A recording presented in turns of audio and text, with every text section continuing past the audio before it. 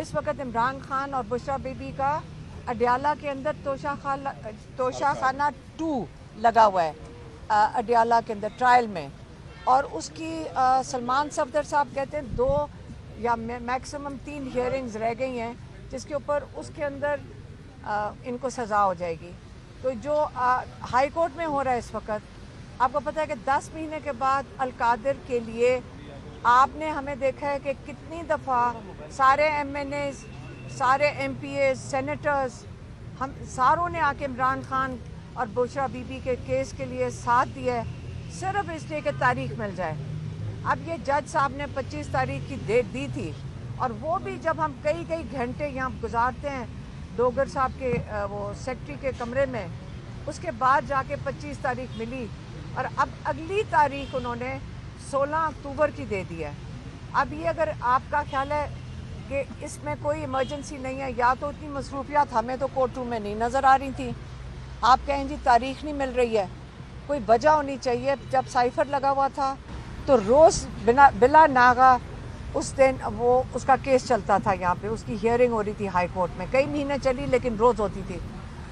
अब क्या वजह है कि 25 तारीख को आप अगली तारीख 3 हफ्ते के बाद दे रहे हैं या 2 हफ्ते के बाद? ये क्या वजह है कि नहीं 3 हफ्ते के बाद आप तारीख दे रहे हैं? क्या ये इसलिए दी जा रही है कि आप चाह रहे हैं कि तोशाखाना के अंदर सज़ा हो जाए?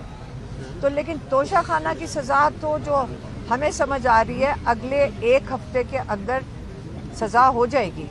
तो जब 1 हफ्ते में सज़ा हो जाएगी, मुझे ये नहीं समझ आई डोगर साहब ने 16 तारीख की क्यों दी, क्योंकि जब उसमें सज़ा हो जाएगी तो ये बड़ी तसल्ली से फर्स्ट वीक ऑफ अक्टूबर में अगर केस दे देते और ये तसल्ली से इसके अंदर वो बेल दे सकते थे। तो ये वाली जो स्क्रिप्ट चल रही है ये आपको भी सबको समझ आ रही है, ये जज साहब की सबकी मजबूरी है। बुशरा बीबी, इमरान खान, तोशाखाना में भी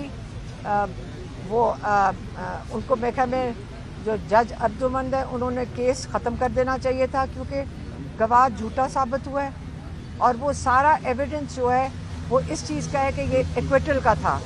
लेकिन उनके पास शायद ऑर्डर लिखा हुआ, इमरान खान कहते हैं इनके पास ऑर्डर पहले से लिखे हुए हैं। इनके लिए मुश्किल ये हो रही है कि ये जब ये ऑर्डर लिखेंगे सज़ाओं के, इन बेचारे जजेस के साथ ये इनके क्या कहते हैं स्टैंप लग जाएगा, ये जो मर्ज़ी कर लें। जब ये आप आज नहीं कल नहीं तारीख में लिखा जाएगा कि एक्विटल की जगह एक जज ने एक उनको सज़ा सुना दी इमरान खान और बुशरा बीबी को। इसलिए हमें स्क्रिप्ट का पता है, लेकिन ये नहीं मतलब कि हम इसके लिए कोशिश नहीं करेंगे।